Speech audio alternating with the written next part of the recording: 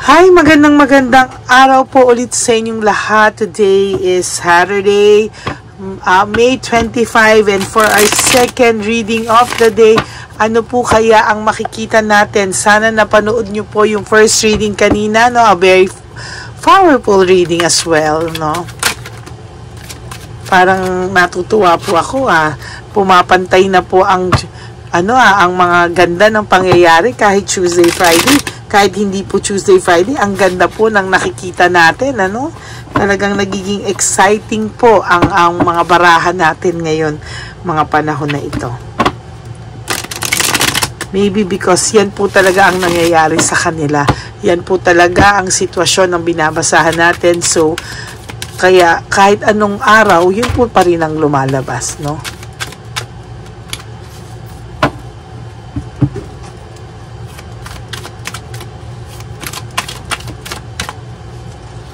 Malasahin lang muna po natin.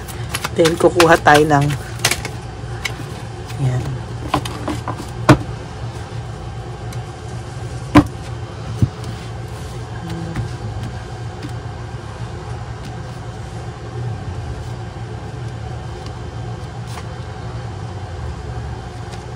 One,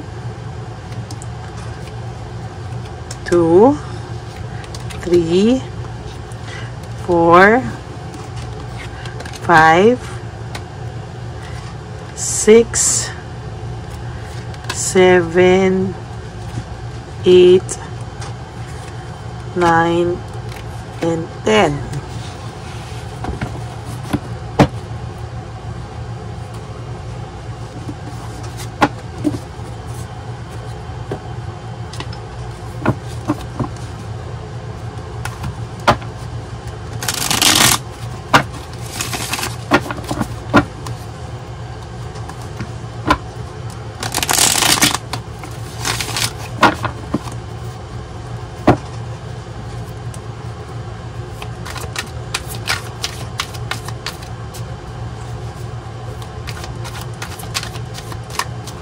Okay.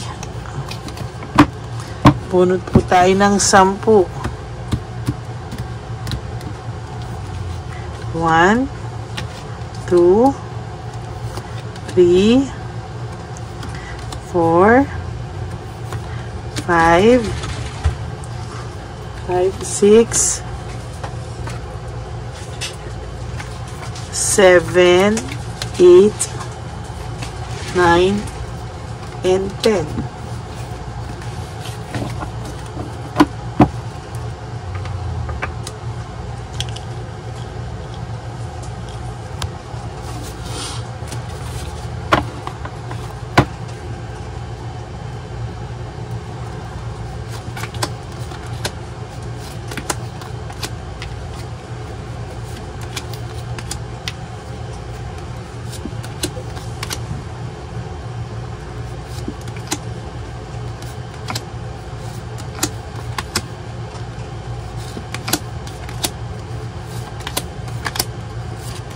Huwag niyo pong skip to, ha?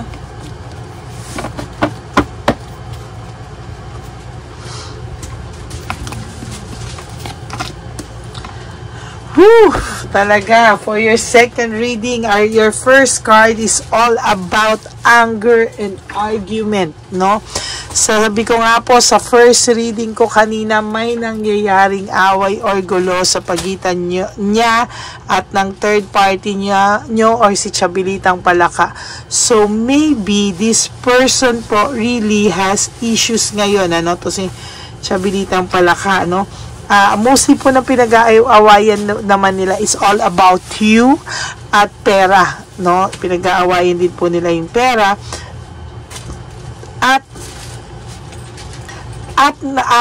At natatakot din po si Chabilitang Palaka talaga na mag-communicate kayo, no? Natatakot po talaga si Chabilitang Palaka. Makarinig lang po ito ng pangalan mo sa ibang tao na binabanggit sa person mo. Talagang nagwawala po ito, no? Talagang nag-aamok po ito, no? Talagang galit na galit po sa iyo si Chabilitang Palaka. Takot na takot po siyang magkausap kayo. Dahil takot na takot po siyang bumalik sa iyo at matalo siya. Okay? For whatever reason po, no? Kasi ginawa niya sa'yo. So, takot ang third party nyo. Oy, may participation ka na naman. Chabilitan pala ka. Sa sarili niyang multo. Praning po ito eh, no?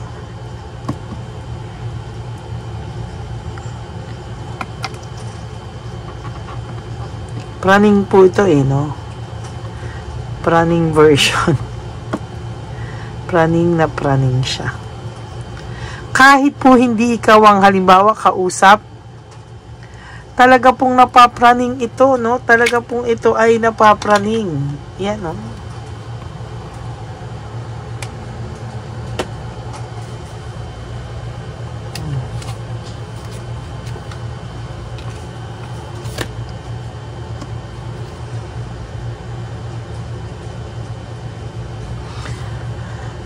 Meron po ako nakikitang unexpected good luck sa iyo, no? Habang sila ay away ng away, receivin mo lang po yung mga unexpected good luck or unexpected blessings na darating po sa iyo, no? Habang siya, si Chabilitan pala kaganyan, nahihila niya po kasi yung negative vibes. At ikaw naman sa patuloy mong paglalakbay, patuloy mong pagmumove on sa buhay mo, you will experience a lot of blessings, no, coming your way. And most of them nga po, to be honest with you, is unexpected, no? Alam mo na po ang truth and clarity, na meron ka na pong truth and clarity sa iyo. Alam mo na po what really happened, no, dito sa sitwasyon nyo. Kaya so far po, nakikitaan ko po ito ng kahit papano po ay na-realize mo na rin po kahit papano yung worth mo and value mo as a person. Ano ba ang mapapala mo sa pagluluksa dito sa walang kwentang taong iniwang ka lang and hindi alam ang worth mo, no? Pero dahil mahal mo siya, sige, tumutuloy yung pagsakit ng pakiramdam mo, and to be honest with you, ayan, no, hindi mo po alam kung ano ang gagawin mo sa person na ito. Naging failure yung relationship nyo, naging failure yung samahan nyo, and hindi mo in-expect na magiging ganon, ano? Pero wag ka pong mag-alala, because right now, meron din po siyang failure when it comes to financial and failure when it comes to his job, no? Or kung ano man po ang pinagkakakitaan nito, ay meron po siyang problema dito. Pero kung wala siyang trabaho, mas malaki po ang problema niya kasi wala siyang trabaho. There's ultimate clarity, no? Nag-iisip po itong person na tungkol sa iyo ngayon. Why? Because very recent, itong si Chabilitan Palaka, walang ginawa kung hindi magbunga nga, no? Talagang inaaway niya kayo, parang naghahanap ito lagi ng away, parang may menstruation ito na laging may amok, no?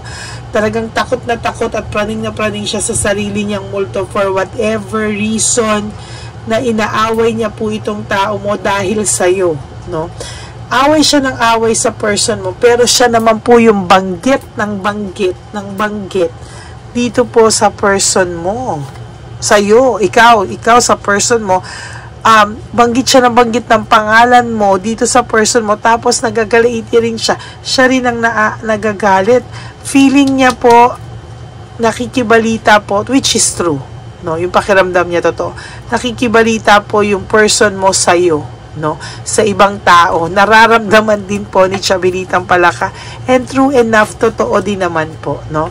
Ang sinasabi po ng iba ay masaya na siya, naka-move on na siya sa buhay niya. Ikaw kasi, no.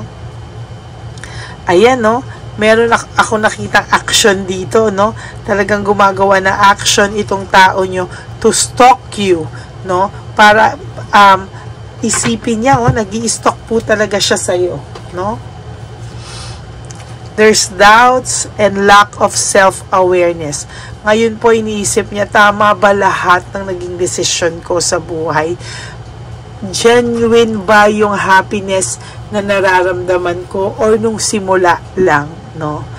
This person po has pride and has ego. Mataas ang pride and ego niya.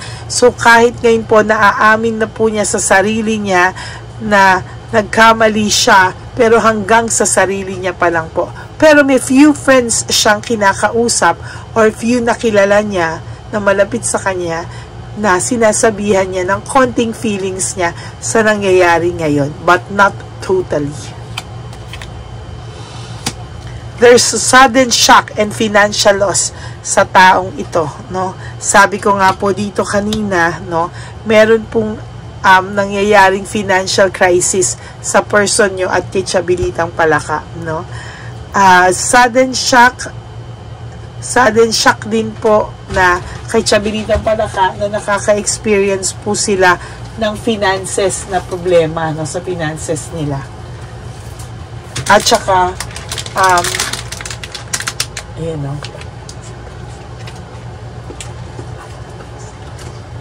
Tsaka po sa nakikita ko po dito kay Chabilitang Palaka,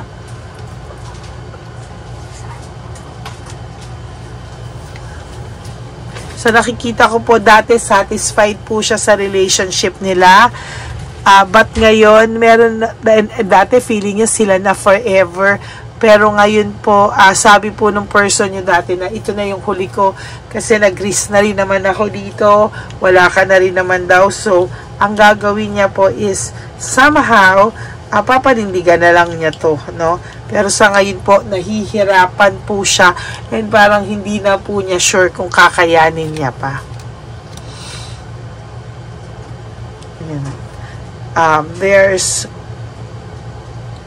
Ang iniisip niya po ngayon, masaya ka na. Iniisip niya po ngayon na somehow you are moving on and having a comfortable life, no, without him. Buti nga.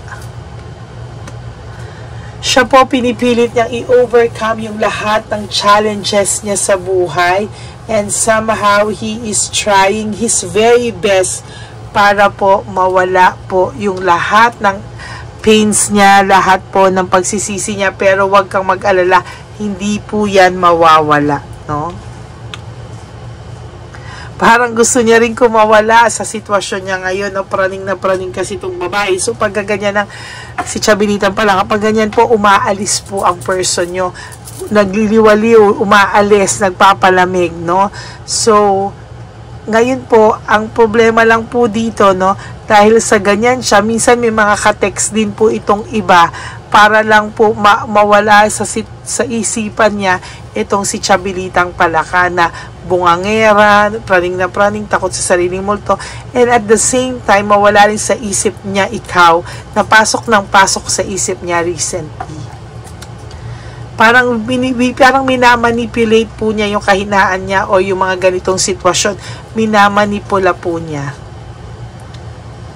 Misteryoso po, oh, parang nagiging mysterious ka raw sa kanya sa mga panahon na to, na praning si Chabilitang Palaka. Iniisip niya, oo nga, no, kamusta na kaya siya? Azus, kamusta ka na daw kaya, no? Huwag ka magpadala, tinutokso lang po kita, pero hindi ko sinabing balikan mo po, ha? So, sinabi niya, naka-move on ka na daw ba? Nakapag-adjust ka na daw ba? Adapting to change. Nakapag-adjust ka na daw ba? Ayan, so far, iniisip niya po kung napatawad mo na raw ba siya sa kanyang mga nagawang panloloko sa iyo. There's deception, tactics, and strategy. Ngayon po, nagsisink in lahat sa kanya yan. Search for truth. Hinahanap niya po from the bottom of his heart. Ano ba talaga ang totoo? Anong totoong nararamdaman ko? Ginayuma ba ako? Chabilitang Palaka? Ginulo ba kami? Ngayon po kahit papano nag-iisip po ito. No? Iniisip niya po lahat. For your last card, iniisip niya po yung happy endings nyo dapat and happy memories nyo together. No? Somehow kuha ko ng isa dito para gusto kong malaman kung ano ang isang message na nararamdaman niya sa ngayon. This is all too much. Talaga pong this card says it all, no? Parang it is all too much. Talagang overwhelmed po yung tao nyo, yung person nyo as of this very moment. dahil po talaga sa lahat ng stress, talagang nai-stress po siya kay Chabinitang Palakano. So lalagay po natin talaga dito na takot ang third party niya sa sarili niya, magkapraning na praning siya at nai-stress na sa kanya ang person niyo. Okay? So that is your second reading of the day today, Saturday, May 25. I hope na panood niyo po yung first reading of the day. Don't skip, ha? Don't skip. Kailangan napapanood nyo po yung first reading kasi po may connection po ang bawat reading natin. Okay? So maraming salamat po sa inyo, to all my Lady Elena friends, family, and subscribers. I love you all from the bottom of my heart. Sana po sa lahat sa inyo na hindi pa subscribers, ay mag-subscribe na din po kayo. Please give me a like and comment down below para nakikita ko po at nagkakaroon tayo ng conversation. Binabasa ko po yan every night and I just want to see your connection at maramdaman ko yung energies nyo. Okay? No skipping of ads, please. Tulong nyo na po yan sa channel natin. And for those of you who wants to give me a super thanks, I would really love and appreciate that. And also, for those of you po who wants to have a private reading with me, yung talagang makita nyo, yung energy nyo lang po, medyo mahaba lang po yung pila, pero kung magtsatsaga kayo, it is all worth it. No? Malalaman nyo po yung sitwasyon nyo po.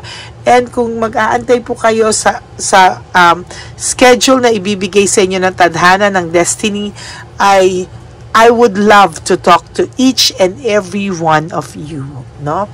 So yan, no, para malaman niyo po yung details and process ng ating private reading. Okay? Doon niyo lang po ako i-message sa Lady Lee Elena. Andyan po yan sa dulo ng ating video. At saka, kung pwede rin po sa lahat ng subscribers ko, i-follow nyo na rin po yung ating FB page. Why? Because I'm doing random calls to all my subscribers. I mean followers ng Lady Lee Elena. So, malay nyo po, magkausap tayo, magkakamustahan tayo one of these days. Okay? So, maraming salamat po sa inyong lahat. Life is short, don't make it shorter by stressing yourself from all the pains and heartaches na binigay sa inyo ng kahapon. Just surrender everything to the divine universe and just let go and let God write your life and love story. Again, maraming salamat po, and I will all see you again on my next reading. Make sure po na napanood nyo yung ating first reading of the day today. Okay? God bless you everyone. I love you all. Enjoy your Saturday. Go and have fun with your friends, with your families. Huwag po kayong magmukmok sa kwarto. Just be happy and be at peace. Have a happy heart. I love you all. Bye!